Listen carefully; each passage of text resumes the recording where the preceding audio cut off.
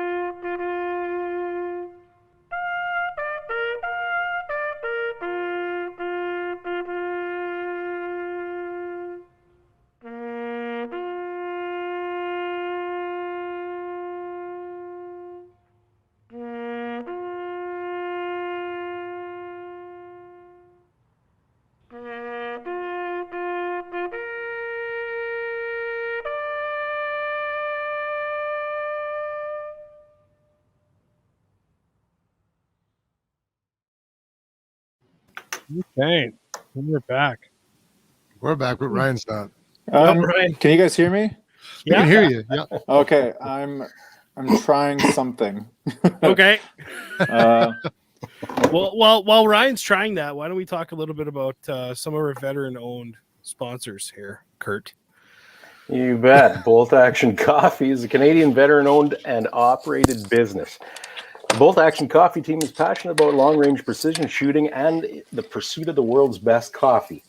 All the beans they procure and roast is specialty coffee, which makes up the top 2% of coffee in the world in any given harvest. Specialty coffee provides superior flavor to any other standard coffee on the market today and is truly a unique experience. If you like coffee, you'll have Bolt Action Coffee, a higher caliber coffee experience. Check them out at boltactioncoffee.com. Order online or look for local retail stores stocking in your area. And at checkout, use code First Focal Plane, all one word, all caps, for 10% off your order. Help us out on the show. You bet. And at the bottom here, there's a link to the 11th Hour Specialty Coffee. I believe there's still some available, but take a look. And they're close to being sold out because they only do it in small batches. So make sure you snag a pound or two, and they're full pounds, are they not? Yes, they are. Yeah, there you go. Not just the 3/4 pound you get from everywhere else. So anyway, we have another ad read, Chris. It's my turn. Well, tonight's show is also brought to you by Call Sign 66. The Call Sign 66 core team consists of retired and active Canadian military and law enforcement snipers, as well as accomplished civilian shooters. The Call Sign 66 community is vast and diverse with a cadre from across the Canadian Forces, special operations, and law enforcement communities. We select the most appropriate operationally experienced personnel to staff your training needs. Our commitment to our client service is unparalleled. We respond to your inquiries quickly. We are dedicated to working with you to provide a training solution that meets and exceeds your unique requirements. I'm reading this like I'm part of them, but I'm not. It sounds good. Yeah. We believe that the progression of shooters' capability goes hand in hand with his or her own personal philosophy in regards to perceived capability and the requirement for continued learning. The fostering of and mentorship of the Brotherhood offers significant benefit to the morale of all involved. It provides operational and retired snipers complemented by experienced civilian long-range precision shooters with a way to give back to their community. When open-mindedness and the desire to improve are exposed to the hard-fought lessons of the previous generations, the Brotherhood becomes a powerful learning tool. Within call sign 66, the passage of information is omnidirectional. Our organizational philosophy is such that we all have something to offer, and there is always room for improvement. We as a community are our own best asset for learning. So basically, they're a training company that'll tailor their training to whatever you need. So They'll do whatever you want. See them at within callsign66.ca. reason. Depends on what you're paying, right? Oh, I guess $20 is $20, right, Miles? That's right. Anyway, let's get into this. I think we got Ryan. Ryan, you still there? There you go. Yeah, I'm still here. Clearing out toys from under his feet there. Oh, I just got like a low battery warning. Oh no. Okay. Well, if we lose you, Ryan, we'll try and get you back on sometime. But why don't we dive into it? So, guys, Let's get at it. we started a trend last year. We're going to do this annually, highlighting a specific veteran or friend of the show that either currently serves or has served in the past in the Canadian Armed Forces or abroad. Last year we had Ryan Friesen, and I just met Ryan 2 weeks ago, Ryan Kristy here at Rooster's Rimfire Sniper Series shoot, and I figured that would be a great opportunity to have Ryan on. So welcome to the show, buddy. Appreciate it. Hey, thanks a lot. Yeah. So why don't you start off by telling everyone a little bit about yourself? Yeah, sure. So, I started shooting. I guess we'll start there because I've been doing that the longest.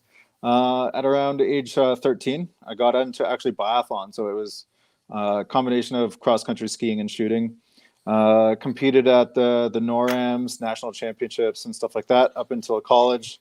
And then I gained like the freshman 15 and stopped doing that. But while I was doing that, I had a high school teacher that runs a lot of like precision rifle clinics and stuff like that. So at the age of 14, I started at Mons Range in CFB Borden, shooting their precision rifle matches with the ORA. It was the most ghetto rifle you could ever imagine. It was a Winchester Model 70 with a Remington heavy varmint barrel spun onto it, chambered in 308, with a Tasco scope back in the day. Yeah, so that was like 20 years ago. 22 years ago. I think he's got a leg up on the old Res Dog there. Yeah, I think and so. And then back then, I couldn't get enough elevation to get the rifle out to 800 yards. So I would cut up bits of pop can and shim under the scope rail to get more elevation. Did you start? Were you 14 years old in like 1963? Like, are you and I the same age? No, I'm not quite there yet. So yeah, so started off super ghetto because, I mean, I was only 13, 14 years old, so I couldn't really afford to like really get into it. I was shooting like the Sierras, the 155 Match Kings, the old school ones, with like WC 735 powder, like bulk stuff from Higginson's. I still have like 15 pounds of that stuff too, by the way, from 20 years ago. So yeah, just like super cheap, super ghetto. Did that all the way up until I was joined the military, and then I just didn't really have time. So I was like 22 when I joined the military. I was in college at the time for health sciences. I was going to be a paramedic, and it was right at the height of Afghanistan. So I just felt like that was my calling at the time. So I applied for the military. I was in my last half a semester of college before I was going to graduate, literally during reading week, and they called me back. They're like, "We have an offer for you." I was like, "Okay, well, I'd like to finish my semester." And they're like, "Yeah, no worries. It'll be like after your semester's done." And then, yeah, they called me right back. They're like, "No, you're starting Monday." So, if you want this offer, I was like, "Well, I guess so. I want to join the military." So I had to drop out of college with like 6 weeks left, or whatever it is. I don't know, 3 months or something. And then, yeah, so March 7th is when I was sworn in back in 2007. Did my basic training that year. Spent some time in Ppcli. For those of you that know what that is, it's like this holding cell for anybody that's joining the military, essentially waiting for your like trades training to start. So got onto my my trade course, which is medic. So I'm a QL6A med tech. Been doing it for a long time now. So what did I do? Yeah, so got on my trades course. A week into the course, I got a call from a warrant officer in Meaford while I was in Borden, saying, "Why the hell am I not showing up for my SQ?" and that I was AWOL. So apparently, I was double Nice scheduled for 2 courses, so soldier qualification and med tech course. So the trades course took priority over that, so I finished that. And then I was posted to Petawawa for 8 years. While I was there, I got a few really good opportunities. Spent some time working with the field dam there, CSOR. I did deployment to Afghanistan with 1 and 3 Ppcli back in 2009. And then I went to Africa in 2015 with health services for Ebola, which is the craziest mission ever. That's unreal. Yeah. So what else? I got to do all kinds of stuff when I was out in Petawawa. It was a really good posting. Everybody like kind of dreads going to Petawawa, Ontario, but I absolutely loved it. Nice. Yeah, I got to do like air evac courses, things like that. Got to work with the Pathfinder cell, and like be the medic for their course, where I got to do like all kinds of rappelling out of helicopters, fast roping, helo casting, fast casting, the whole bit. It was awesome. Wow. Then I went to Esquimalt, spent a couple of years in Esquimalt, did some sailing. Then back to working with the infantry, went to Shiloh, spent 3 years in Shiloh with 2 Ppcli. And now I'm living the dream in Moose Jaw, Saskatchewan. I was just gonna say that's quite the tour, and you ended up in Moose Jaw. So, are you stationed at 15 Wing then, or where are you? Yeah, I am. I got earlier this year, I had a really bad spinal injury, and I didn't feel like I'd be effectively able to do like the job required of a med tech. Posted to an infantry battalion, so I just asked to give me a break, send me somewhere pretty relaxed. So they said, "How does Moose Jaw sound?" I said, "Perfect." Sounds like shit, sir. Yeah. And then my wife actually got says hired perfect? on by the municipal police here, so it worked out really well. Yeah. Moose Jaw City Police, they're a good unit. So yeah, right on. So, what's a med tech for people? Like, what's the difference? So like I guess there's no like real trade or like civilian job that is really comparable to a med tech. We have a lot of nursing skills. So I guess after like doing my QL6A, I probably spent over a year doing nursing skills. We get our field craft and combat type training. We get our paramedic license. So basically, we're just kind of the jack of all trades, master of none for the medical world. Okay. So like what are your tasks as a med tech? Are you a full blown combat medic, or are you like support? So essentially, so like if you're a role when med tech on a deployment with the infantry, then you're going to be embedded in the platoon or in the sections or company. You're going to be going out on the patrol. You're going to be in the firefights with everybody. Wow. There's like the role 2, role 3, so you could be back also working with like the trauma teams, working with the doctors as patients come in from like a helicopter evacuation, things like that. So we're very, very versatile in what it is that we can do. We're trained to work in trauma teams. We're trained to work individually pre-hospital. It's pretty wide gamut. In Moose Jaw, we mostly do what's called sick parades. So every morning, people will come in for every kind of ailment or injury under the sun. Med techs will screen the patient, or they'll treat the patient and then discharge them, or they'll like refer them to a doctor or something like that. So it's pretty big, broad spectrum of what we can do. So what does it take to become a med tech? I think you have to have some high school college courses, or high school chemistry and biology courses, or college courses in those same sort of fields. It's not really crazy to get into. Like some of the training that we get is fairly difficult. We had a few people drop off of my course, both my QL3 course and my QL5 course back in the day.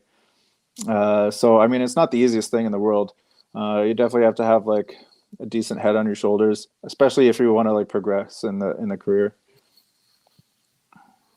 Right on. Well, no, it sounds like a hell of an opportunity, and it to broaden your spectrum. Let's say you're not just a medic. You're embedded right in the force, and you're going out on patrol, and you're right in the thick of things. So that's awesome. Absolutely. It was great. Like I've worked with 1 and 3 RCR, 1, 2, and 3 Ppcli now. So I mean, I've gotten a lot of experience working with the infantry, and it's been really good. I've absolutely loved it, because you get to pretend like you don't know what you're doing when you screw up, and then they're like, "Oh, well, you're just a med tech anyways." So kind of have an out there, right? Some forgiveness there. Yeah. So, for the people who don't know, what does RCR and Ppcli mean? RCR is the Royal Canadian Regiment. They're based out of Petawawa. So they have their light infantry and their mechanized infantry there. And then the 2nd battalion is way out in Gagetown. And then for Ppcli, that's the Princess Patricia's Canadian Light Infantry. So 1 and 2 are mechanized, and then 3rd is light. And so those are their battalions. Yeah. Interesting. There you go. Well, there you go. So are you planning on staying in Moose Jaw long term then, or?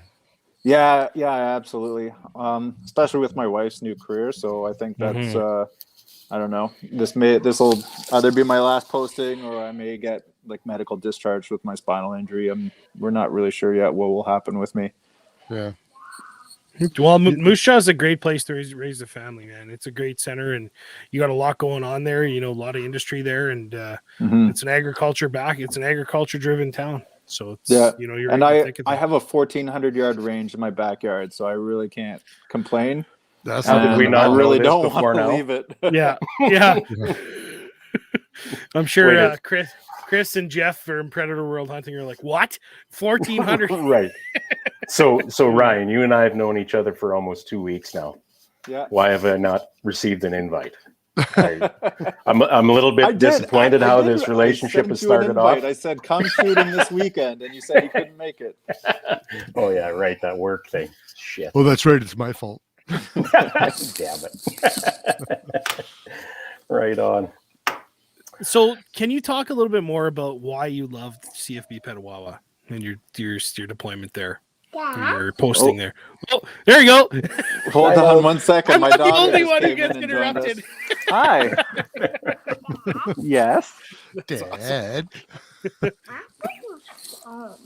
Well, why am I on my Guys. phone? I'm talking to these people right here. Yeah. Who's You the wanna funny say hi to beardless guy? Yeah. Why is he a big Hello guy? there. Hi. Hey. Say What's hi. your name? Oh, No, you nothing. must look What's like your your mom. Hi. Kaya. Kaya. Hi, That's a Kaya. nice name. Okay. Right Go on. brush your teeth. You already brushed your teeth? Oh, is that what's all over your face there? Oh, that's cute. Okay. Go see Mommy and Grandpa. Go brush your teeth for 45 minutes. You look beautiful. Nice. It's so CFB Petawawa. Yeah, so it's in the Ottawa Valley, and it's kind of like this hidden gem. There's so much to do there if you're into the outdoors. So while I was there, I got into ice climbing, rock climbing. There was all kinds of mountain biking, as well as like downhill skiing and snowboarding, like within 2 hours away. Wow. The Royal Canadian Regiment is great to work with. The combat engineers who were there were great to work with. both Field Am and One Field Hospital, which were 2 units that I worked with there, were absolutely great to work with. So there was a lot of really good opportunities. It's the biggest, probably the busiest base in Canadian Forces. While I was there, I got to be part of like the 3RCR UMT, which is Unit Medical Team, and it was like the busiest one in all of Canada. So I think that year I was away from home for over 300 days, and that didn't even include a deployment. Wow, that's got to be tough. What are your plans for life after the military? Oh gosh. Well, I mean, I know you're not there yet, but I mean... yeah. Well, we have a ranch here, so we're boarding some horses. So I was actually thinking of maybe getting into like veterinary medicine or something like that. Right on. I think we have a pretty well-known veterinary medicine program at the U of S, don't we? U of S, Yeah. Mm-hmm. Yeah. Sweet. All right. Yeah. Well, So are we going to talk get about into- Remembrance Day? Yeah. Or Sean just reading his notes? No, or... go, no. I'm reading the comments here from Luke. He's talking about my no beard, but and let's get back on topic here. So Ryan, you're stationed in CFB 15 wing. You're a med tech, and how long have you been serving for again? It'll be 15 years in March. Holy shit! Wow, that's impressive. So, what are some of the benefits that you've seen in your career in being part of the military? Well, I mean, a stable paycheck for one is great. Yeah, like there's always the job security that comes along with being in the military. As a med tech, I've gotten like an opportunity to do all kinds of great experiences. Going to Africa, for example, and treating all the like the Ebola stuff. So we deployed with the Brits actually, and they had set up a hospital that was there for. Nope. Getting a low battery alarm, I think. I think so too. Oh, now he's muted. Oh, they're trying to conserve battery. You may be Doug is losing saying 15 years. What? You joined Danger, at 10 Will years Robinson. old? Yeah. Oh, and we lost him. He Yeah, does so look young, doesn't he? Done. guys, we were having some technical issues before the show. That's why we were late here, and his phone must be dead or something. So we'll try and get him back. He's got the link. And if not, we'll revisit it in a later episode. But here we go again. There we go. I can hear Hey, you sorry now. about that. Yeah, my alarm went off on my phone and it disconnected us. Fun. What was I saying? Benefits, job security, Africa. Oh yeah, so yeah, all kinds of great opportunities while you're in the military. So going to Africa, we set up a hospital that was there for healthcare workers, so that if you were a doctor going to Africa for the Ebola crisis, then you would get first world treatment, even though you were in a third world country.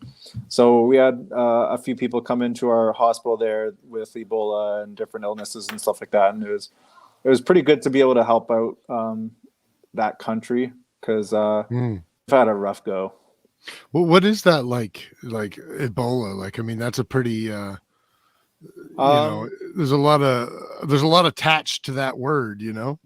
Yeah, so it's very different than like my experience in Afghanistan, where like there's somebody there shooting bullets at you and you can shoot bullets back. Whereas with Ebola, like it's invisible, you can't see it. Like people were getting it and they had no idea how.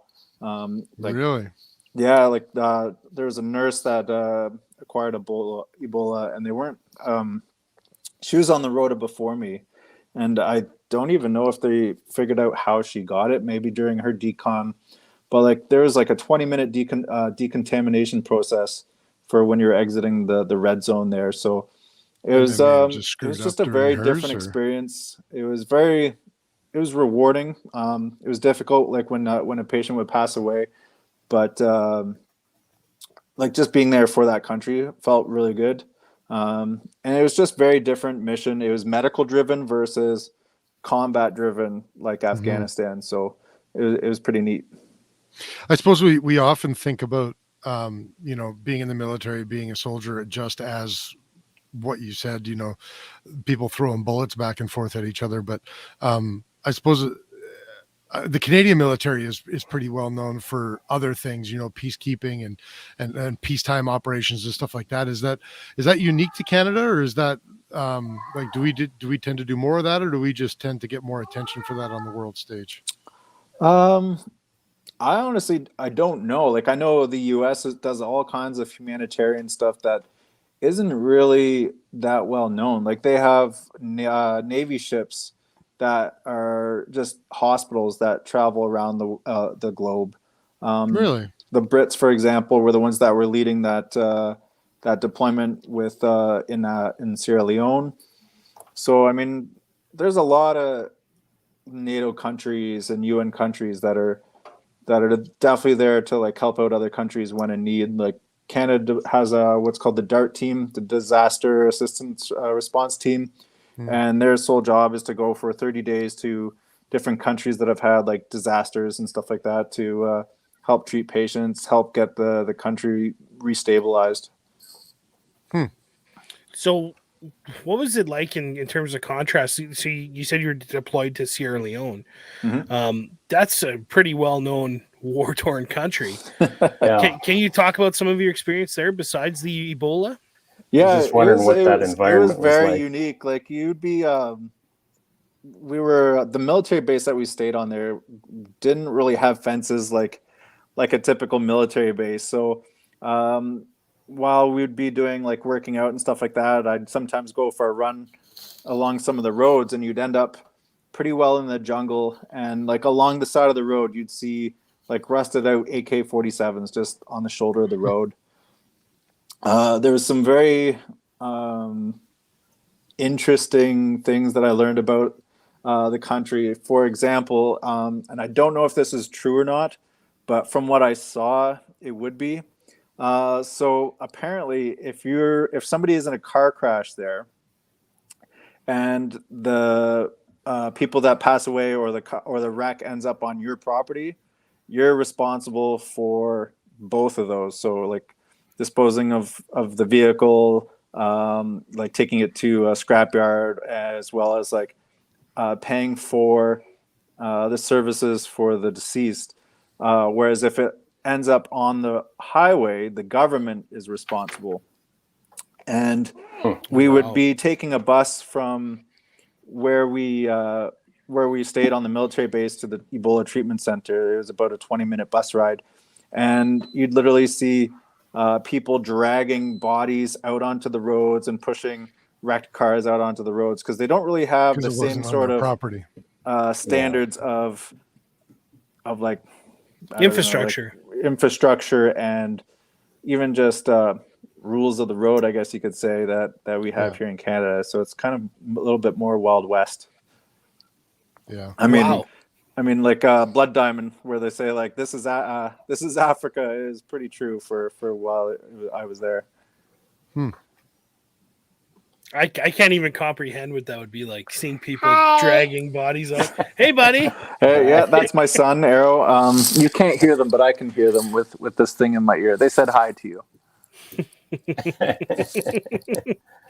Nice. Yeah, just That's it. just seeing the cultural difference though between what we are used to in Canada and then going over to Sierra Leone and seeing rusted out AKs on the side of the road and people dragging bodies out, because they don't want to deal with it. That's unreal. Yeah, like I remember one time we were running along the road and somebody's like, "Oh, whatever you do, don't step off the shoulder. This is their like impact zone for like their training." And there'd be like an FN foul like 5 feet off the side of the road, and you'd be like, "Oh, I want to touch it." Right. But at the same time, you're like, I'd probably get blown up if I did. So Really? or like I'd go for a run and you'd end up running in towards the jungle, and in like you see in like Indiana Jones movies, you'd end up running into this massive spider web with spiders like this big on it, and there'd be like dozens of them, and you just be like, get me the fuck out of here. Sounds like good running motivation. Yeah, Yes, running away. Yeah, and then like the first few times I went out, I was like super sketched out, because you'd be running along the roads and there'd be kids walking around like everywhere with machetes, And you hear of all the stories of like Africa and Sierra Leone of people getting hacked to bits with machetes, and you're like, okay, well, I don't want that to be me next. So, yeah. You mean like literal kids or just like young adults? No, I mean like 8, 9-year-old kids. Really? Oh yeah, yeah. So there's still a lot going on there, like, even when you were there, like, more than just Ebola. I mean, there's like Ebola caused a lot of tension there as well. Like you'd have people that lived out in rural communities that thought that like it was the government or white people that was bringing in Ebola. They have some like they thought that white people were bringing in Ebola. Is that what you said? Yeah. Huh. So they were thinking they'd think that like we were there to spread it. So there was a lot of propaganda that the government had to like really push out to these communities to let them know that we were actually there to help them. Yeah. That sounds like an uphill battle. It sounds like quite the uphill battle. Yeah, it really was. But I mean, the mission was successful. They ended up like, I guess, like for the most part, eradicating Ebola as not a pandemic, but is that pretty treatable now? Like, no, got something else going on. An alarm again. Yeah, or something. Do you guys know, is Ebola pretty treatable now? I don't honestly know. No. Well, it's hemorrhagic fever, and I can assume that hemorrhagic fever is not that treatable. Well, I mean, obviously later stages, it sounds like it's not going to be very treatable, but I just wonder how we do with that now, you know. I'm sure there's treatments now as opposed to 15 years ago when it first started or whatever, right? But still, that's unreal. Like, and just imagine going out for a run and there's a group of kids with machetes, and that's normal. Yeah, it sounds pretty bonkers. That's unreal. Like, Well, welcome back. Can you guys see me? Yeah, we're back with you. My phone was down to 4%. I had to plug it in. The alarm went off, so it disconnected me again. I turned off all the alarms. The phone is plugged in, so it should be okay. I forget what I was saying again. We were talking about Sierra Leone and Ebola. Are we getting better at treating that, or is it really like I got to catch it early sort of thing? Oh, sorry. Yeah, so I don't have my ear plug in anymore, so it's really difficult to hear you guys. Sorry. We should just let him talk. Right. I can hear you guys. Oh, that's good. Hey, buddy. You can interpret for Dad then. That's right. Yeah. Dad's like deaf. I wonder why. Yeah, I wonder why. Yeah. There you go. Well, what about it? What can you tell us about your, like, how long were you in Afghanistan for? So I was in Afghanistan for about like not including my HLTA, so like where I got my little vacation in the middle, for about 7 months. I was there for a winter tour, so like for the most part, like it just felt like it was super boring. Like you'd get like the odd thing that was like reminded you of where you were. But for the most part, it was pretty slow until the springtime came. And then that's what I've heard, that the insurgents or the Taliban would kind of shut her down almost for the winter. Yeah. And then springtime comes around, they're full bore back at it again. Yeah, absolutely. Yeah. I ended up kind of injured, I guess, in December of that tour. So I got there like late September. In December, I was out on a patrol with a Ppcli team. So that's the police observation, mentoring, and liaison team. And there was this wadi, so like kind of like this shitty river that we had to cross. And there was these footings for a bridge, and we were going to jump from one footing to the other. And just having like over 100 pounds of equipment on me just weighed me down so much that I couldn't quite make it from one of the footings to the next one. Daddy, And can I talk to them? Here's your power cable, Daddy. and because I got to keep this plugged in. So I ended up almost breaking a leg. I broke my wrist. Had a chunk of muscle kind of like chewed up in my leg, so I have like a permanent divot in my quad muscle. So we ended up having to walk back 2 kilometers to where we came from. It was the longest 2 hours of my life. Yeah, no doubt. excruciating pain walking back to the camp. Got in a helicopter. From there, did it all under my own steam. Like that was with like a fractured leg and like this big chunk of muscle missing. Got in the helicopter. We got to Kandahar airfield. The medics there showed up with like a rickshaw, so it's like this little cart with a stretcher on top of it. And I was like, no way, like I've made it this far, I'm just gonna go the last like 50 yards to the hospital. Got out of the helicopter, took 2 steps, and I just like collapsed face first. And I was like, all right, you guys can take me now. So the shock probably, so like, or the adrenaline wore off at that point, anymore, right? So I mean, I gave it all I had. Yeah. And then so yeah, I ended up staying a few more weeks in Kandahar airfield, and then ended up escorting a patient back to Canada, and that was at like the same time that my HLTA was supposed to be. So I ended up back in Canada on Christmas Day, which was kind of nice. Spent my little like holiday at home, just kind of recovering and stuff like that, and then I ended up going back to Afghanistan and finishing off my tour. So I was lucky enough that my injuries didn't like keep me from doing my job. So this has nothing to do with your spinal injury. This isn't your spinal injury. This is a different injury then. Yeah, no, that was totally different. That was a wrist injury and leg injuries. Yeah. Yeah. Okay. Well, if Ryan's having some difficulty hearing us, guys, should we talk a little bit about Remembrance Day and get into that topic a little bit? Yeah, by all means, go for it, Chris. Well, I mean, obviously everybody knows that it is Remembrance Day. That's the whole reason that we're doing an episode today. So why don't, Ryan, I don't know if you can hear me while I'm talking about this right now, but why don't you talk a little bit about, as a veteran and an active member, what Remembrance Day means to you and what you typically do what does Remembrance Day typically look like for you? Yeah, so this is it's been a unique past couple of years with the pandemic, just because all the Remembrance Days have been virtual. So being as a veteran, like going to our Remembrance Day parades, doing the cenotaph, placing like the poppy on the wreaths and stuff like that, just honoring those that have fallen and remembering that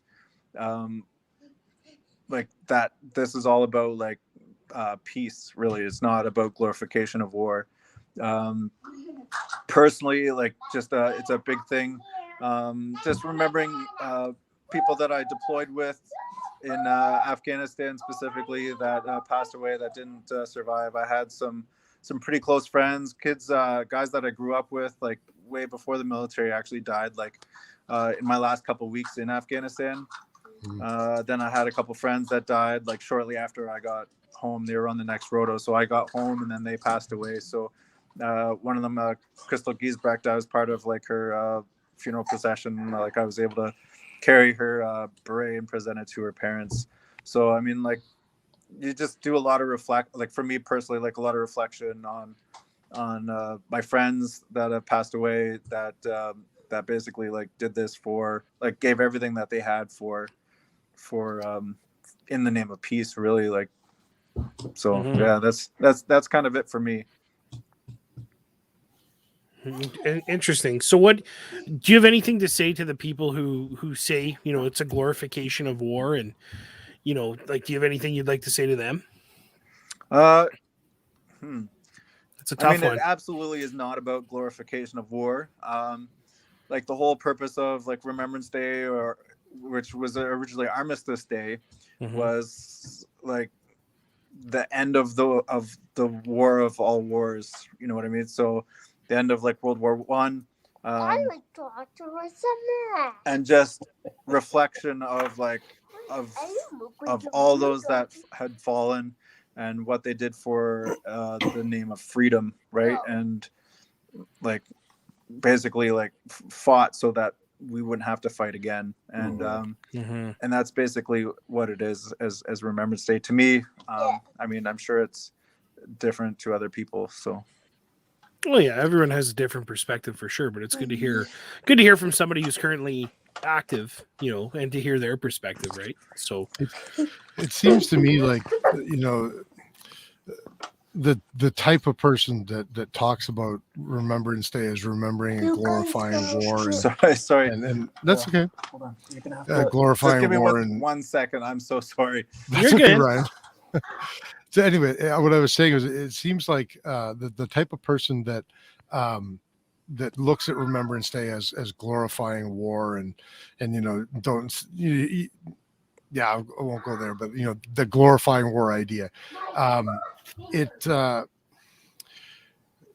these people sometimes act like soldiers are walking around like it's Full Metal Jacket in real life, and that they're just there like looking to get some and kill some people. You know what I mean? And that just seems, I've never ever got that impression from any person that I've ever met that has actually served. It seems like all the people who sit at home and don't do anything with their lives are the people who think that it's all about trying to hurt people and trying to kill people and trying to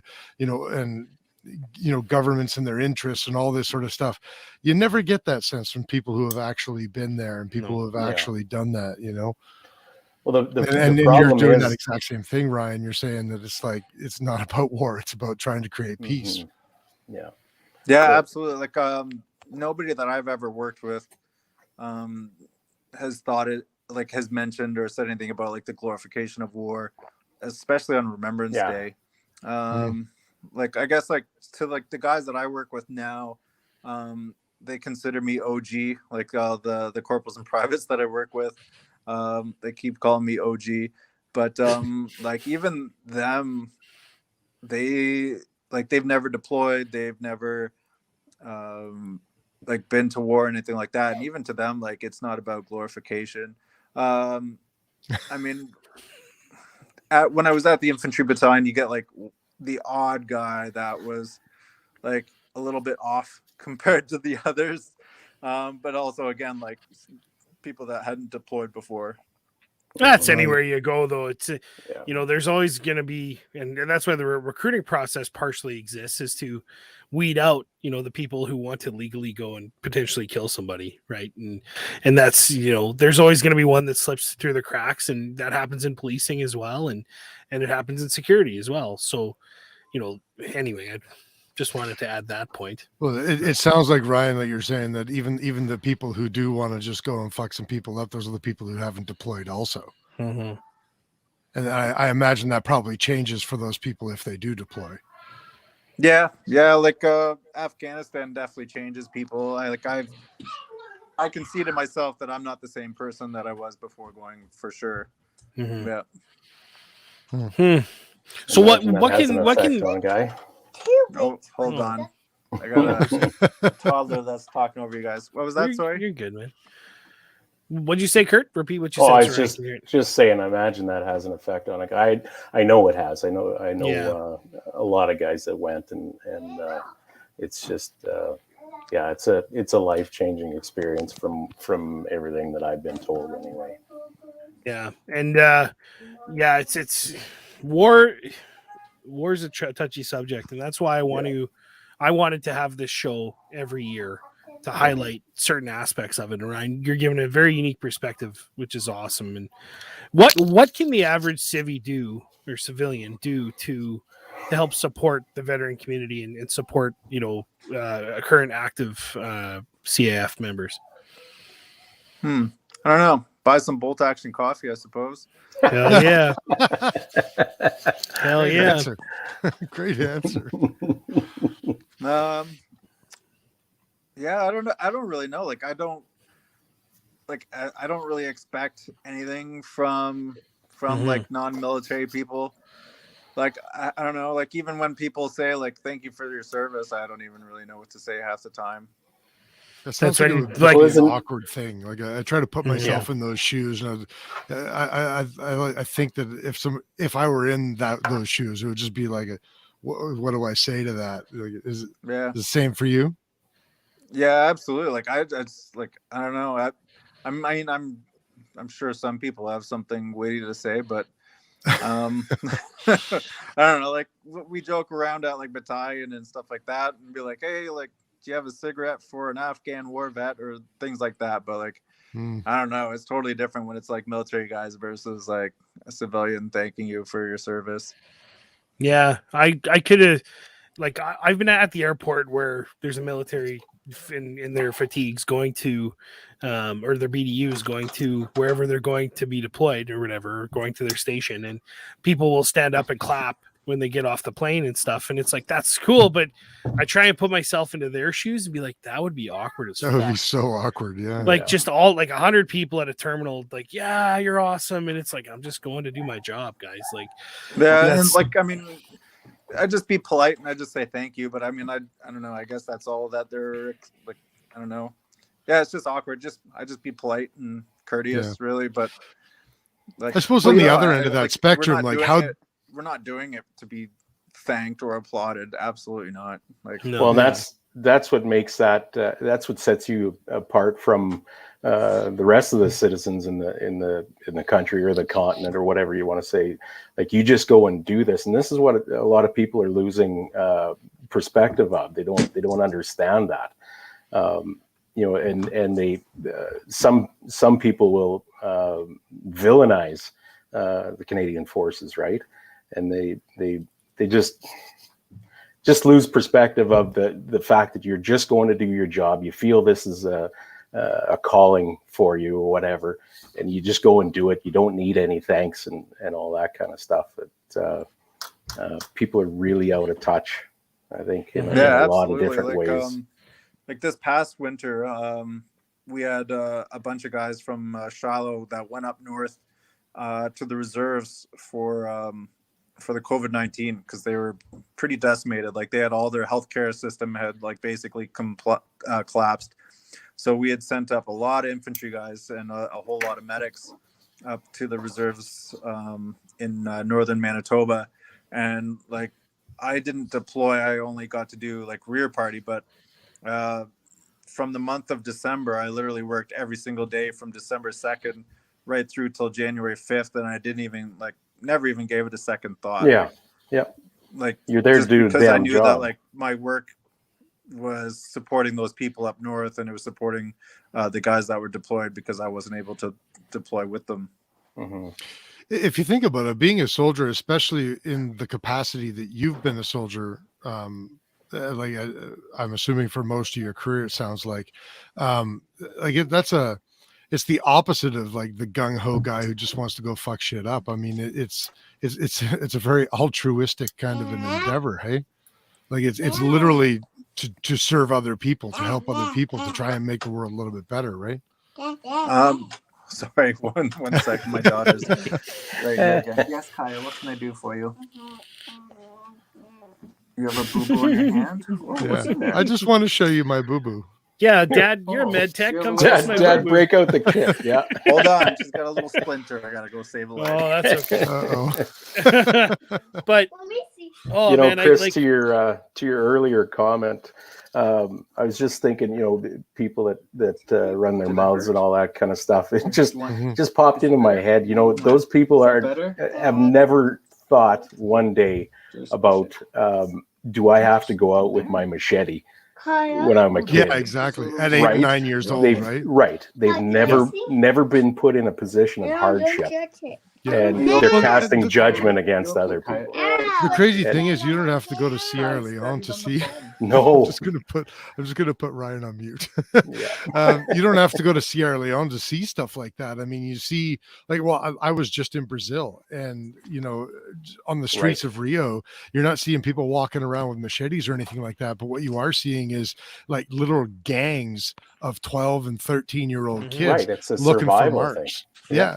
Yeah. The day we arrived, actually, we were driving from the airport where they picked me up, and we were heading through Rio to our hotel, and we're going through Botafogo, which is just one of the what'd you do with my neighborhoods headphones? in Brazil or in Rio, and we stop at a light, and I look to the right, and there's a literal gang of like 4 or 5 young, not quite teenagers, but not quite kids.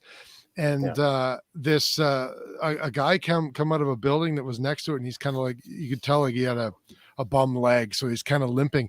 And you see the kids are all like tapping each other, and they're looking at the guy and all this. And he kind of walks past them, and they all start following him. And we're like, well, we know exactly what's going on here. And then our light turns green, and we head off. But I mean, the point being that Sierra Leone, yeah, that sounds like the worst of the worst, right? But I mean, it's in so many places in the world, and it's exactly what you said. It's all the people who have never left their hometown in buttfuck Saskatchewan or GTA. You know, these are all the people who they're the ones who are casting the judgment on people. Yeah, that's right, because they've never had to. Right. Yeah, exactly, 100%. What's Spudman saying? Spudman says on the YouTubes, what makes me angry, our military doesn't get the funding they truly deserve. And I look at case in point, I don't know if that's a Browning high power in that Serpa holster over my right shoulder there. But, you know, that it's a great pistol when they're well maintained. But, you know, that should have been great pistol 80 years ago. 40 years. It should have been updated 40 years ago. And you know, the planes were buying secondhand off of, you know, sorry, Ryan, I'm not trying to put you in a position here, but we just started talking amongst ourselves. Sorry, I plugged the mic back in, so I got. Dude, it happens to me all the time. He's up 3%. We got 3%. Yeah. I was outside setting up for a match that I'm putting on this weekend. So the cold weather killed my phone. Lovely. This is a tough one. My buddy Jordan Thurber here. Can you guys explain why the government wants to segregate the First Nations remembrance from the general remembrance? I didn't actually know they were. I didn't know either. That's a tough aware one. Of that as well. We're gonna have to talk about that, Jordan. Well, probably because they're putting an emphasis on reconciliation and truth and reconciliation, right? And that's probably part of it. They want to remember, you know, the First Nations individuals who served alongside, you know, every other nation that served, and that's fine. I wonder how many First Nations guys, people who served, are really on board with that. You know, like you create that camaraderie, that brotherhood within the military, and you're all more or less one. I wonder how many of them actually want special recognition for that. I would like to see a vet at all who wants to get recognition for what they did. It's very tough to find. They do exist, absolutely, but it's very hard to find somebody who's like, yeah, look at me, I served. It's that you're just doing your job. Like, and Shane here on the Facebook says Vietnam vets got treated like trash when they came home. 12,000 Canadians served in Vietnam by joining U.S. Armed Forces. Not to mention, like, my son, who's 5 in kindergarten now, going to Regina Public School here. He thinks that veterans were only in World War I and World War II. That they weren't in, you know, Vietnam, they weren't in Somalia, they weren't in Bosnia, they weren't in Afghanistan. And I can go on and on and on. And well, even when I was in school, we were taught that Canadians' involvement in war ended with Korea. Yeah. And that's like you just said, that's not true. No, it's not. Yeah. This is obviously pre 9/11, but yeah. But like, that's why I put the picture behind me of, you know, that's from Afghanistan. That's, you know, that's what's going on there. So, you know, then we have the friends of the show, like outside of Ryan, you know, we have friends of the show who served in Afghanistan. And I was just texting another Ppcli medic before the show, Ryan, and trying to get some info from him. Yeah. But, you know, who served in Afghanistan as well, trying to get his take. And it's the same sort of thing. He's like, well, I was just doing my job. I was just there. I was just getting paid and trying to make sure all my brothers and sisters came home. We were just trying to do our job. I'm going to call him Colin. We'll leave it at that. I'll tell you after, because he didn't give me permission to give his name out to 40,000 ear holes here. So 40,000 ear holes. Ear holes or whatever it's going to be this time. What an endearing way to refer to our listeners. you're a bunch of. They know who they are. That's right. Especially Scotty. Thanks for tuning in, you bunch of ear holes. A bunch of ear holes. So 40,000 ear holes, is that 20,000 people? Well, Oh, that's you're a right. good question. Yeah, we're closing in on Hey. 80,000 ear holes now. Oh, I can well, right on. maths. You Hey, can you were maths. you did a bunch of videos on Funker 530 as well, correct? Yeah, Funker Tactical. Yeah, That Funker was a Tactical. YouTube channel that I started with a couple other guys. Paulo. Gosh, like 12 years ago, 13 years ago, a long time ago, back in the day. Well, so funny story, Ryan. Before we let you go here, because we're gonna get into some crazy shit. But when I showed up at the match there, not prepared at all to shoot, but anyway, I get there and I look at you and I'm like, I know that guy. How the fuck do I know that guy? And I'm like, oh wait, he's the medic from Funker. I know that guy. Yeah. Anyway, that's kind of how that. Anyway, it's kind of weird. There's brings still everyone like together. there's still like the odd time where I'll be like going through a drive-through at Tim Hortons or McDonald's, and somebody will be like, "Hey, you're that YouTube guy, aren't you?" And I'd be like, "No, I don't know what you're talking about." Sorry. Yeah. Why, you recognize my just ass? give me my Happy Meal and let me go. Oh, sweet. Well, right on, man. Ryan, thanks for joining us, dude. I appreciate it. And Thanks for having me on the show. Sorry for being the absolute worst guest you guys have ever had on here. You have not been the worst. No. I was a guest once. Second worst. Well, at the risk of sounding very awkward and putting you in an awkward position with 80,000 ear holes listening, thank you for your service, and I hope you had a great Remembrance Day today. All right, thanks. You too. Right on. Well, Ryan, I'll give you a shout after here. We'll kind of let you go, and because I want to get into something that's a little touchy here. So thanks, buddy. Appreciate it. Okay, I have a question. How do I watch this show? Go to Facebook. Go to our page, Facebook or YouTube. Facebook or our YouTube channel, or you can find us on. Thanks for setting us up for this, by the way. You can find us on Facebook, YouTube, by searching First Focal Plane Podcast, or you can find us on any podcast app if you would like to download not the audio any version. We're not on Pod. What are we We're on? not on Podbean yet. I still have to set that up. Yeah, because screw those guys. Yeah, but Podbean is just a hosting service. They're not a catalog, are they? I don't know. Apparently, buddy from the match said regardless, we're not there. Yeah, we're not there. Exactly. So we're everywhere else, though. You just search First Focal Plane Podcast. Yeah. And even on Twitch, if you're into video games and stuff, we're on Twitch as well. So yeah. Look at that. It's almost like I've done this social media stuff before. With Funker Tactical? Yeah. Well, I did Funker Tactical, and then I also had Lifeline afterwards. Oh, that's right too. Yeah, so I actually have another YouTube now that has about 10,000 subscribers. Well, plug it. What is it? Yeah, Lifeline. That's it. All right, I'm looking it up right now. Yeah, on Facebook, I think I have 20,000 subscribers on Facebook. Wow. And it's just called Lifeline? I think so. I don't know. I haven't made a video in almost a year. It's almost like you've done this social media stuff before. Almost. Like I said, almost. Not quite there yet. Yeah. Still figuring it out. Let me look it up. I'm on my phone right now. Lifeline Warrior Medicine. Yeah, that's it. There we go. 20,204 followers. There you go. Lifeline and I'm already following. So you probably didn't even know you were. I know, right? I think I tried to change it because especially in the past few years, once I started getting into PRS shooting, like I didn't really want to focus on medicine as much as I did like my passion for shooting. Like I started my story like when I first got on here talking about like how I got into shooting, and then I totally went off in a totally different direction and tangent. But yeah, so like I was saying, like got into shooting when I was young, and then got into PRS like a few years ago, and then just absolutely fell in love with it. So I've been trying to like gear my social media and stuff a little bit more towards that stuff versus like warrior medicine. Your six dasher looks amazing in that manner stock. Oh yeah, that is sexy. What barrel's on that?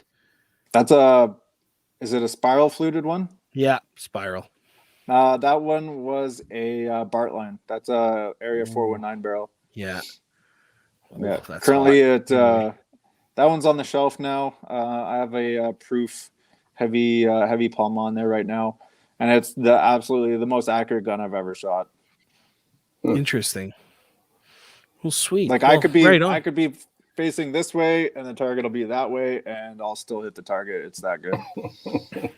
Like that gun from The Fifth Element where it's shooting, you tag it and it just goes to the nerd shit. Absolutely. Yeah. Nerd shit is right. Okay, we're gonna get into this All here right. before. Thanks, Ryan. We'll. All right. Thank you. Thanks for right being back. on, Ryan. All right. I'll see you guys in a bit. Okay, see You ya. bet. Okay.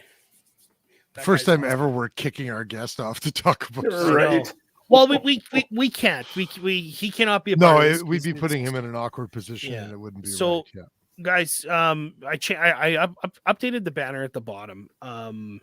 There was a drug that a lot of infantry and CAF personnel took in starting with Somalia, but into Bosnia, Serbia, all the way up to Afghanistan. And I'm not sure if they're still issuing it, but it's called mefloquine, and it's a anti-malarial drug. Called the brand name is Lumia, I believe. And there's a current lawsuit from a bunch of former military personnel against the Canadian Armed Forces, against the federal government, because there's a ton of side effects that come with mefloquine ingestion, and a lot of it being mental health. It causes a lot of mental health issues and Yeah. PTSD. And what's it supposed to be used to treat? Malaria. Malaria. Yeah. So they started it when they were deployed at the peacekeeping mission in Somalia in the early 90s. Okay. And then just continued use all the way up until 2006, 2007. And it's unreal. And just the limited amount of research that I've done on it it sounds like a horrible drug. And all with side effects all the way from shitting your guts out to puking your guts out to suicidal the thoughts. psychotropic effects of it Mhm. too. Yeah. Yeah, and It has psychotropic effects, as in you take it and you'll get high, I wouldn't or say you'll you start get high. hallucinating. Hallucinations and that. Yeah. Yeah. Huh. Or That's what I the meant. psychosis it sometimes induces, right? Yeah. Has anyone ever hallucinated when they weren't high? If you have a fever, have you ever had a fever? Yeah. Yeah. No. Okay, so carry on. Anyway. So and we actually, me and Kurt, when we were at King of 2 Miles, not this last year but the year before, there's a former member there who actually got us known or brought it to our attention. We had no idea what it was, and so they hooked us up with Mike Rude, who's going to come on the show eventually from the Rude Awakening tour, who's trying to bring awareness to mefloquine and the side effects that it has on not just military personnel but anyone who takes it. But the lawsuit is currently involving military personnel because there's a lot of those guys that are fucked up. And Is it class action or? yes. Yeah. Okay. Yeah, it is. So Ryan couldn't be part of it because it's against his current employer, right? So, Well, of course, which is why we didn't put him in the Kicked awkward him position off. of being here. Yeah. So, and talking to my other friends who were, because let's put it this way, they were not given a choice. You take it or you're done. You go home. Yeah. And a lot of these guys, this is their Sounds job. familiar. Yeah, exactly. Mm-hmm. But yeah, so I guys, check it out. Mefloquine, MEFLOQUINE awareness.ca.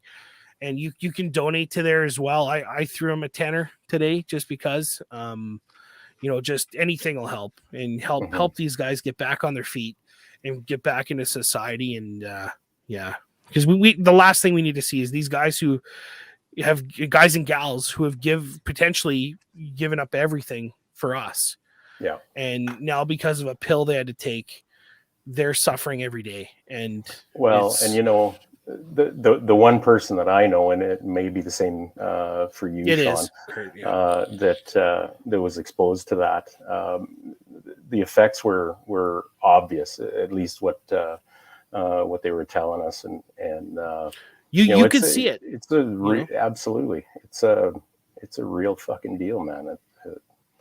I can't imagine. I wonder how many people have been affected by this. Shane Noasad said malaria itself is no joke. An uncle of his got it in Burma, fighting the Japanese, and I imagine there's a whole different story behind that. But I wonder which is worse, the disease or the treatment. You know, So it sounds like that treatment is nothing to write home about. Well, it sounds very reminiscent of, you know, the soldiers who were witness to, you know, atomic testing, and, you know, here, put these sunglasses on and stand a kilometer away from ground zero of a H-bomb test, you know. Yeah. It's really kind of sad, actually, with some of the how personnel have been used throughout our modern history, and obviously before that, for some pretty shitty testing. We're from the government, and we're here to help. Yeah. It's the last thing you need to hear. Run. So let me just read this quick little blurb on mefloquinawareness.ca. Canada's experience with the anti-malarial drug mefloquine, also known by the brand name Lyrium, dates back to the Canadian Armed Forces 1992 United Nations peacekeeping mission in Somalia. Since that time, Canadian soldiers, their families, and scientific researchers have claimed that mefloquine causes adverse effects which lead to anxiety, paranoia, depression, dizziness, and more serious and sometimes permanent psychiatric and physiological symptoms for some individuals. Thousands of Canadian veterans and civilian travelers have been prescribed mefloquine since the early 90s and may unwittingly be suffering the long-lasting side effects due to even short-term use of this once weekly dosing of mefloquine. Alternative anti-malarial options that are both safer and as effective as mefloquine are available, despite the fact that mefloquine continues to be offered as one of three first-line recommendations for malaria chemoprophylaxis. Say that 20 times. Holy shit. But yeah, I think it means just a chemical protectant is really that's what right. It means, yeah, like it's a blocker, I believe. So, but it's unreal, guys. Like, check them out here. Mefloquine Awareness. It looks like they're on Twitter as well. If you can, I know it's tough times right now, but there's a donate button here. You can donate via debit card if you need to. Yeah, it's unreal. So, I just wanted to bring that to everyone's attention as well here. So, yeah. Well, craziness. Yep. Well, it's like so many things that we've been told is good for us or for the betterment of all or whatever, right? We're just sheep being led. I think by the only nose problem is as a military member, you don't always have a choice. Yeah, like, as citizens, at least they try to convince us that no, it's okay. Yeah, but you know, in so many cases, as a military member, it's do this or you're face the consequences. Wonder how many citizens whose eyes would fucking open if they were faced with something like that. Take this or you're done. Kurt, right? Unfortunately, I think most people would just take it. Well, you know what? You're probably not wrong. Yeah. Well, let's end this on a more positive note, guys. Hey, let's do that. Yeah, thanks to everybody for tuning in. We appreciate it. Oh yeah, let's do that. What is that, Chris? Oh my goodness! I'll take my earbuds off. Chris is gonna do the walk down the aisle here. Oh, I'm gonna stand in front of my camera if that's what you mean. Do the brass goblin shirts. The brass goblin. That's awesome. It's my precious. The brass goblin. Do a spin around. Yeah. Look at that. FFPP.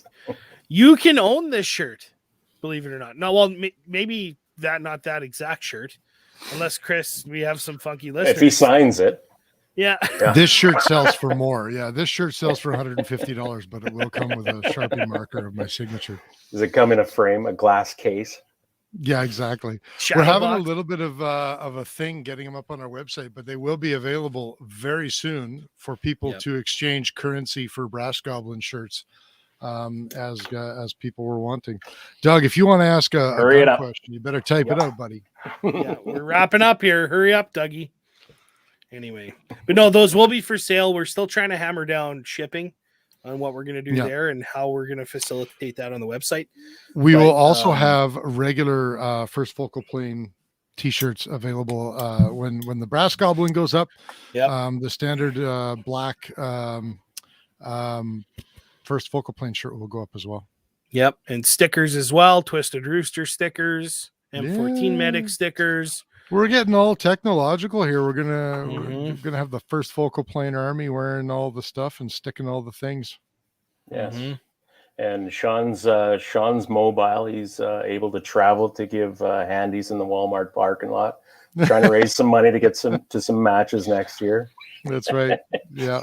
I don't know why it's always, but I do not provide. I don't know why it's always lube is on. That's right. Yeah, you must travel with lube. Just because I want to distract everybody from this conversation. Doug says, Type 97 Gen 3. What do I need to make this it guy magical? has a horseshoe up his I just ass. want. Well, yeah. First of all, how do you keep Holy winning all these God. guns that you don't know what to do with, Doug? No That's kidding. the first fucking question. Second of all, Doug the only Roddenbush way to has make a a Type horseshoe shoved up 97 his magical is to sell it and buy a different gun. That's the only way to make put it it magical. put a rope on it and dangle it over the edge of a boat till it hits the bottom, and that's probably your best use for it. Yeah, as an anchor. Yeah. It also works very well to hold large amounts of paper onto desks, Yes. especially if you're outdoors, so that the paper doesn't blow away. You know what? I'll buy it off him. You know what? Let's put it this way. Even the Chinese are getting rid of that gun. Right. I was just gonna say that. Yeah. Like, what is it? The Type 191 they've adopted now? Yeah. Which is they went basically to just like an AR ripoff. I've only won 9 Holy. guns over the past 3 years. You son of a bitch. You son of a I'm bitch. gonna rub up Doug, against next that time guy you next enter time I a- see him. Yeah, next time he enters a draw, remember to spell your name correctly. It's KRIS.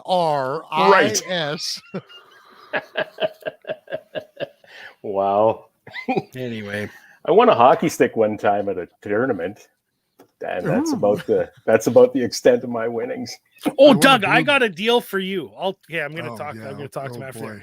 But Oh, no. anyway, yeah. So thanks, guys, for tuning into our second annual Remembrance Day special, episode number 67 of the First Focal Plane podcast.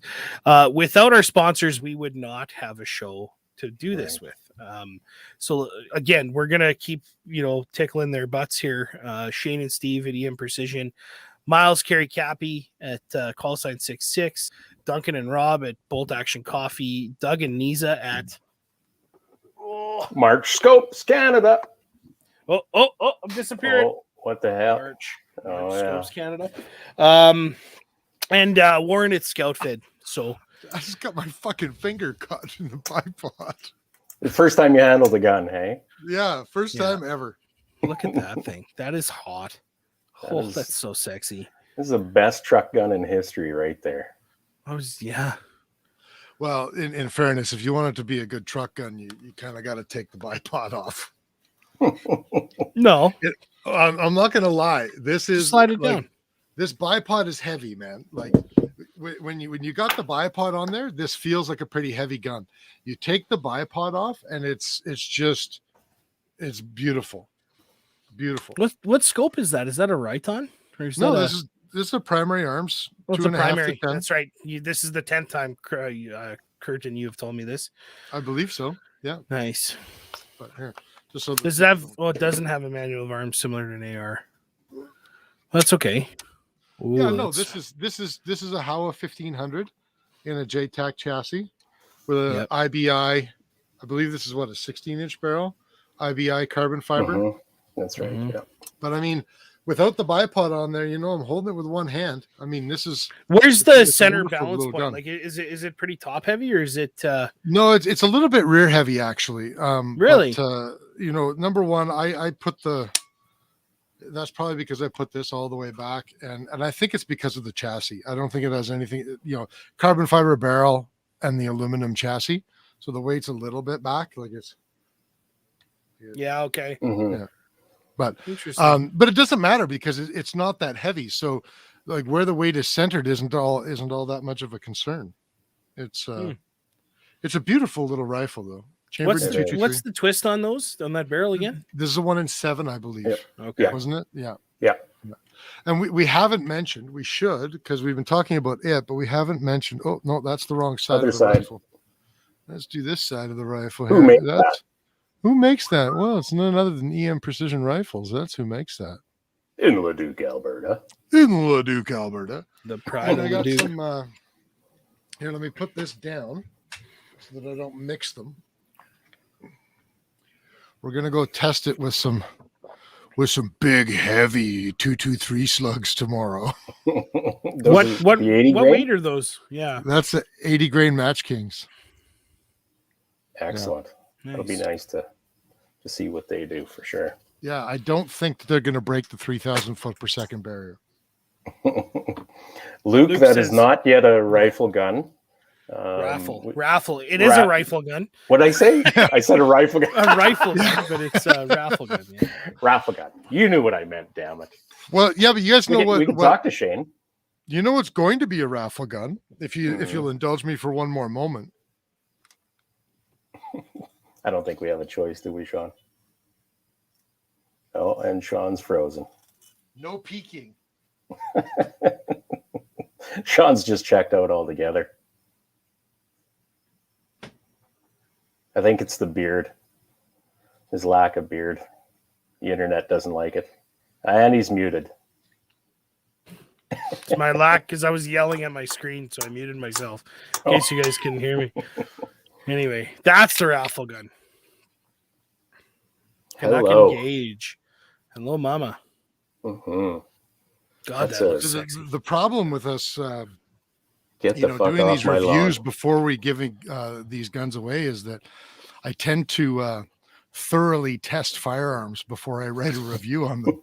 There's so many reviews out there where like you literally see the guy do the unboxing and then he's like, yeah, feels good in the hand and I like the bolt goes back and forth. Yeah. And when I push it forward and I pull the trigger, I hear a click. I give this gun 8 stars out of 10. No, I in that voice. I exactly that voice. Yeah, it's gonna be 8 stars out of 10. Maybe we should just give it to Doug now. Give it to Doug. Yeah. I'll be just forgo the raffle. Yeah. He's gonna win it anyway.